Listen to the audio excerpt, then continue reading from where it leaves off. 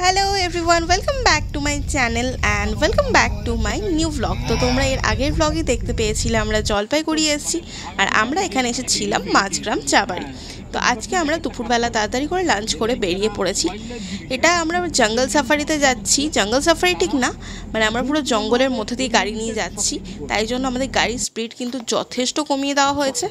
আর এই যে ফরেস্টটা তোমরা এখন দেখলে, এটা হচ্ছে কাঠামবাড়ি ফরেস্ট। তো এখানে যাওয়ার পথে আমরা এখানে একটা লোকাল মন্দির টাইপের দেখতে পাই, মানে এটা খানিকটা এখানকার লোকাল যারা রয়েছে তারা এখানে পুজো করে।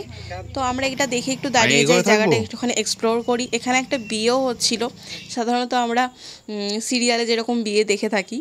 তো তারপর আমরা যাই এখান থেকে গরুমারা ন্যাশনাল পার্ক। আমরা যেই সময় গিয়েছিলাম সেই সময়টা বন্ধ ছিল, তাই আমরা একটু বাইরে থেকে ঘুরি জায়গাটা কিন্তু ভীষণ সুন্দর। তোমরা গেলে অবশ্যই এক্সপ্লোর করো, ভেতরে যেও। তো যাই হোক, আমাদের লাকটা খারাপ ছিল। আর তারপর এখান থেকে আমরা যাই মূর্তি নদী।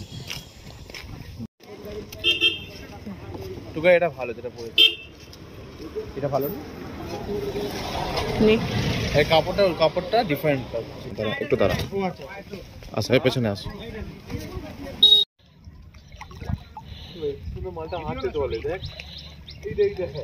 আমি ডুয়ার্সের সাইডে এসে যে কটা জায়গা ঘুরেছি তার মধ্যে এই মূর্তি নদীটা আমার ভীষণ পছন্দের একটা জায়গা।